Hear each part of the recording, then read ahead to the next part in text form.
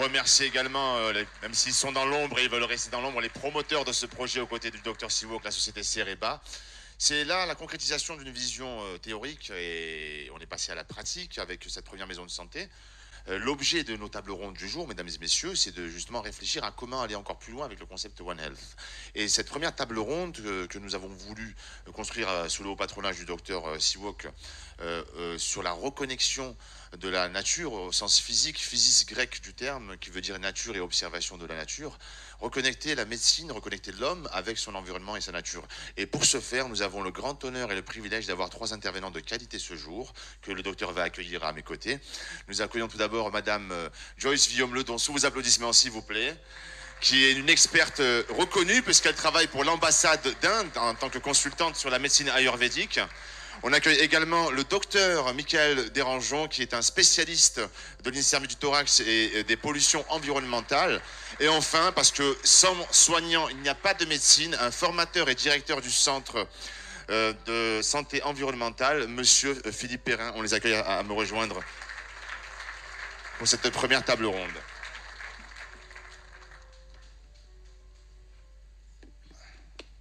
Eh bien, merci beaucoup d'être avec nous aujourd'hui. Et je vais tout d'abord commencer par ordre d'arrivée, j'ai envie de dire. Madame Villaume-Ledon, vous avez étudié en Inde, en médecine ayurvédique, à la fois à l'université, à l'hôpital. Vous avez développé l'approche ayurvédique dans le cadre de massage, dans le cadre de pharmacopée, dans le cadre de disciplines associées, mais aussi dans le cadre d'hygiène diététique. Vous êtes revenu en Europe pour dispenser vos enseignements reçus de très haut niveau en Inde. Vous travaillez aujourd'hui en tant que consultante avec l'ambassade d'Inde. Vous avez créé l'Institut Ayurvédique et Conscience. Vous avez anciennement aussi créé l'Institut français ayurvédique. Vous êtes présidente de la Fondation des professionnels ayurvédiques et auteur également. J'imagine que beaucoup de nos confrères médecins aujourd'hui, beaucoup de gens ne connaissent pas forcément cette médecine qui existe pourtant, vous me le disiez tout à l'heure, depuis 5000 ans. Une première question que j'aurais à vous poser, est-ce que vous pouvez nous expliquer qu'est-ce que la médecine ayurvédique, par analogie avec ce que nous entendons au sens occidental de médecine, s'il vous plaît. Et merci d'être avec nous. Merci de votre invitation. Donc d'abord, la médecine ayurvédique, il faut savoir que c'est la plus ancienne médecine encore pratiquée de nos jours. Les premières traces écrites qu'on retrouve de la médecine ayurvédique datent de 5000 ans dans les textes fondateurs qu'on appelle les Védas, qui ont fondé la culture indienne. Et c'est un mot qui signifie, donc Ayurveda vient de 2 mots, Ayush qui signifie la vie et Veda qui signifie connaissance. Et lorsque vous contractez les 2 mots, vous avez le R qui est créé, d'où le terme Ayurveda. Au départ, cette médecine est créée pour maintenir et optimiser la santé de l'individu. Et c'est seulement dans un second temps que le volet clairement de guérison des maladies est apparu. Et aujourd'hui, c'est tout l'intérêt de développer cette médecine en s'appuyant sur le volet de la prévention qui a été très très largement développé et systématisé. Donc pour répondre globalement à votre question, je vais mettre en avant les différences qu'il y a entre la médecine ayurvédique et éventuellement la médecine traditionnelle classique. Tout d'abord, c'est la manière dont on voit l'individu et le macrocosme dans lequel il évolue. Pour nous, le macrocosme et l'individu est composé de 5 grands éléments qui sont l'espace, l'air, le feu, l'eau et la terre. C'est-à-dire que absolument tout ce qui est physique, tout ce qui est subtil est composé de 5 grands éléments qui vont être mus par 3 énergies vitales ou humeurs vitales qu'on appelle Vata, Pitta et Kapha. Et dans le corps, lorsque ces énergies vitales sont déréglées, dans nos 7 tissus, on va avoir des maladies qui apparaissent. Donc pour nous, la maladie est impossible si les 3 énergies vitales sont stables chez l'individu. Donc c'est d'ailleurs d'abord la première différence, c'est comment est-ce qu'on voit la maladie. Ensuite, il va y avoir l'approche qu'on va avoir qui est plutôt systémique et globale. C'est-à-dire que, je vais directement vous donner un exemple, qui est si une personne souffre par exemple de constipation chronique, en même temps de reflux gastrique ou de céphalée, ça peut éventuellement faire appel à différents types de spécialistes. et appelle à différents types de remèdes. Pour nous, il y a une seule chose à régler, c'est un déséquilibre dans l'humeur vitale Vata qu'il va falloir régler avec une seule, par exemple, plante qui va avoir une propriété spécifique pour réguler cette humeur vitale-là. Donc on a tendance à voir la maladie de manière globale et essayer de régler différents troubles en même temps, puisqu'elles viennent d'une source souvent commune dans le corps. Ensuite, ce qui nous différencie, c'est qu'on est obnubilé par les causes des maladies. Pourquoi est-ce qu'on tombe malade? Et ce qui est normal pour une médecine qui est préventive. Donc, et pour nous, 90% des maladies sont d'origine endogène. On accepte seulement comme maladies venant de facteurs exogènes les pandémies, les catastrophes climatiques, les traumatismes externes. Toutes les autres maladies sont créées dans le corps et par l'individu, par ses comportements, par son alimentation, par sa dysénergie, son déséquilibre par rapport à son environnement, qu'il soit physique ou qu'il soit émotionnel ou psychologiquement aussi déséquilibré. Donc on va prendre l'ensemble de ces facteurs-là pour déterminer la cause d'une maladie. Ensuite, on va avoir une approche qui est personnalisée, c'est-à-dire qu'on va déterminer de quel type génétique la personne vient.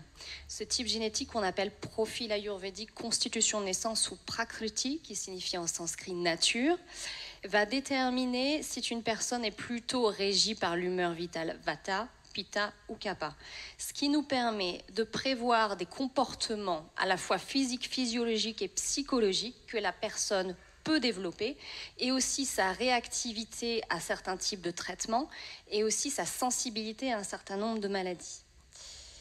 Enfin, non pas enfin, parce que j'en ai un certain nombre de points qui sont différenciants, on a développé une branche pour régénérer l'organisme. On s'est aperçu que pour éviter la récurrence des maladies, lorsqu'une personne après une maladie, le corps a besoin d'être régénéré.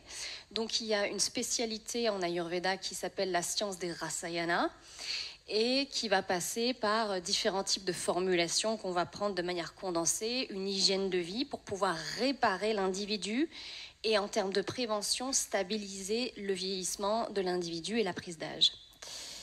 Ensuite, ce qui va aussi nous différencier, c'est les outils qu'on utilise, qui sont l'alimentation. On est très très focalisé, on a différents types de diététique suivant la typologie génétique de la personne, suivant les maladies, suivant la saison, suivant même l'état psychologique de la personne. On va avoir une pharmacopée et une pharmacie qui nous est spécifique, qui est largement développée, donc à base de plantes et d'épices. On a beaucoup de soins corporels. On va aussi avoir des soins qui sont dédiés plus à l'esprit, à l'émotionnel, comme la méditation, le yoga, les mantras qui signifient outils de l'esprit, qui sont une manière de soigner des troubles psychologiques. Donc voilà globalement les outils qu'on utilise. Et ce qui est à savoir, c'est que pratiquer de la médecine ayurvédique, c'est pas donner par exemple une plante qu'on utilise dans notre pharmacopée. C'est arriver à un diagnostic et un pronostic typique de notre médecine, donc à avoir ce type de raisonnement-là. Ensuite, pour arriver à je dois traiter ça, ça et ça, et mon remède peut être ça. Mais la médecine ayurvédique est totalement inclusive et s'adapte de temps en temps. C'est-à-dire qu'aujourd'hui, je peux très bien utiliser des choses que je peux retrouver en pharmacie ou parapharmacie à partir du moment où ma réflexion derrière est ayurvédique. Eh bien, merci beaucoup. Madame Guillaume-Ledon. J'inviterai tout à l'heure peut-être Michael et Philippe à commenter ou rebondir si le désir en fin de votre parcours de questions. La seconde question que j'aimerais vous poser est Platon, dans la philosophie des Grecs, considérait un peu l'individu à travers un triptyque qui considère l'âme et le corps, donc totalement liés. Et si l'un des trois éléments ne fonctionne pas, ça dérègle les deux autres. Donc on est un peu dans une approche similaire. Est-ce que vous pouvez nous expliquer, à travers des manifestations plutôt cliniques, à travers un exemple concret, comment est-ce que se manifeste le traitement typique clinique en médecine ayurvédique ? Alors, j'ai choisi de parler de l'exemple du diabète, qui est quelque chose que j'ai beaucoup vu, notamment en Inde, puisque j'ai étudié notamment en clinique en Inde. Donc, le diabète, c'est une maladie qu'on appelle en Ayurveda prameha. qui signifie polyurie, puisque pour nous, un des premiers signes du diabète, c'est l'excès d'urination chez un individu. Donc, lorsqu'un individu vient avec cette problématique-là, ce que je dois faire déjà, c'est rediagnostiquer dans ma médecine ce qui lui arrive. Qu'est-ce que ça veut dire ? Ça veut dire que si dans la médecine moderne classique, on a 2 types de diabète, le type de type 1 et de type 2, pour nous, en Ayurveda, on a 20 types de diabète différents, dont 10 types de type Kapha, donc avec une humeur vitale, l'autre 5 types de type Vata et 5 types de type Pitta. Et forcément, suivant le type dont la personne va être atteinte, la réponse thérapeutique va être différente. Donc, je vais d'abord devoir poser ce diagnostic-là et ensuite lui donner un pronostic. Donc, on a 4 types de pronostics, les choses qui sont curables. Or, pour nous, 50% des diabètes sont curables. Et preuve à l'appui, j'ai passé mon temps à voir des personnes guéries du diabète quand j'étais en Inde. Et 50% sont difficilement curables, voire seulement palliables. Donc une fois que j'ai posé ce diagnostic-là, notamment avec mes outils de diagnostic qui sont spécifiques à notre médecine, comme la prise du pouls, et aussi on va regarder l'état de la langue, qui nous permet de regarder dans quel état le système digestif est. Donc ensuite, je vais avoir une réponse thérapeutique en termes d'alimentation, de pharmacopée, aussi d'hygiène de vie. Et pendant toute ma période de diagnostic, je vais toujours me poser la question, pourquoi cette personne est tombée malade ? Elle n'est pas seulement tombée malade parce qu'elle a mangé trop de sucre. Pour nous, elle est tombée malade peut-être parce que son hygiène de vie en général n'est pas bonne, son alimentation en général n'est pas bonne, trop grasse, trop sucrée, trop de produits laitiers. Par exemple, elle ne fait pas assez d'exercice physique, peut-être qu'elle boit trop d'alcool, etc. Donc on va chercher dans les causes qui sont connues pour nous du diabète. Ensuite, une fois qu'on a fait cette partie-là, comme en fait on est une médecine holistique, on va s'intéresser aux autres plans de l'individu, c'est-à-dire qu'il est physiquement malade, mais il y a des corrélations sur ces autres plans, qui sont les plans émotionnels, psychologiques. Donc on va aller regarder comment, en général, avec le diabète, la personne souffre d'une tristesse, la plupart du temps plus ou moins refoulée, liée souvent à un manque d'amour. Donc nous, on va traiter ça avec des centres énergétiques qu'on appelle des chakras, terme qui a été plus que galvaudé aujourd'hui, et avec des mantras, etc. Et ensuite, on va remonter au niveau psychologique et voir pourquoi la personne, puisqu'en fait, le sucre dans le sang est considéré comme la représentation de l'amour dans la vie d'un individu, et que la résistance à l'insuline a une corrélation avec son acceptation de l'amour et comment la personne gère cette émotion-là ou ce sentiment-là. Donc on va retrouver des individus qui n'acceptent pas d'être aimés ou qui n'acceptent pas d'être aimés, qui en souffrent et qui le somatisent physiquement. Donc même si on va traiter physiquement l'individu, on va prendre en considération que c'est un individu global et on va le soutenir aussi dans dépasser cette croyance limitante. Merci beaucoup pour cette réponse très éclairante. Et pour conclure votre intervention à travers une question plutôt ouverte, parce que vous découvrez aujourd'hui le concept... excusez-moi parce que je me suis cogné tout à l'heure et je me soigne un peu. À travers le concept One Health, One Vision. Est-ce que vous pensez que ce concept, comment les médecines traditionnelles, telles que la médecine ayurvédique, est-ce qu'elles s'inscrivent dans cette approche et comment elles peuvent permettre de créer des ponts et influencer les médecines plutôt occidentales, traditionnelles par l'exemple, en fait, de ce que vous venez de citer, qu'est-ce que vous pensez du concept One Health et comment la médecine ayurvédique peut s'inscrire dans ce concept ? Alors, pour quelqu'un qui pratique l'Ayurveda, le concept One Health, c'est évident. Parce qu'on ne peut pas traiter pour nous un individu si on ne le remet pas en lien avec son environnement. Je ne peux pas faire d'Ayurveda si je ne prends pas en considération la synergie ou le déséquilibre qu'il y a entre, en général, l'individu et son environnement, quel que soit son environnement. Donc, pour moi, c'est quelque chose qui est absolument évident, intelligent, aujourd'hui, de remettre l'individu dans son contexte, plus ou moins large d'ailleurs. Donc après, qu'est-ce que la médecine ayurvédique peut apporter là-dedans ?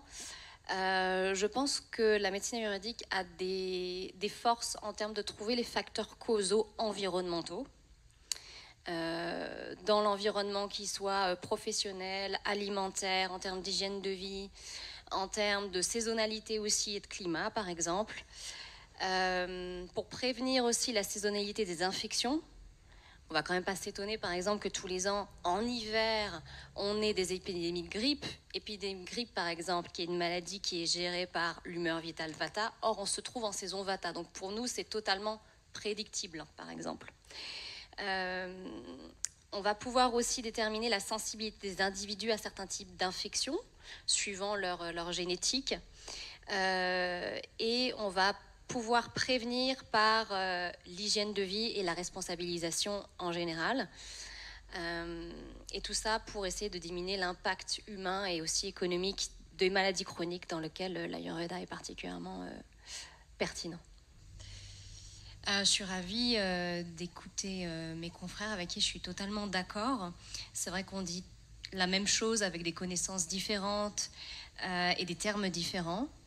Je vais rebondir sur votre étude des souris et leur microbiote, qui est justement fait état de ce qu'on explique en médecine ayurvédique, qui est, suivant le type de microbiote, le type d'émotion générée par l'individu va être différent.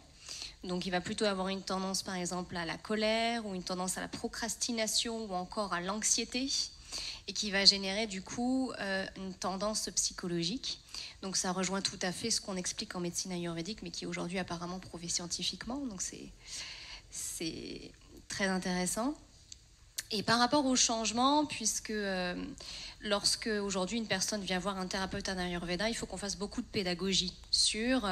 on est donc une médecine qui va reposer sur l'individu doit prendre en charge son propre changement. On va vous donner des soins, des plantes, etc. pour améliorer votre santé, mais on vous redonne votre santé d'entre vos mains.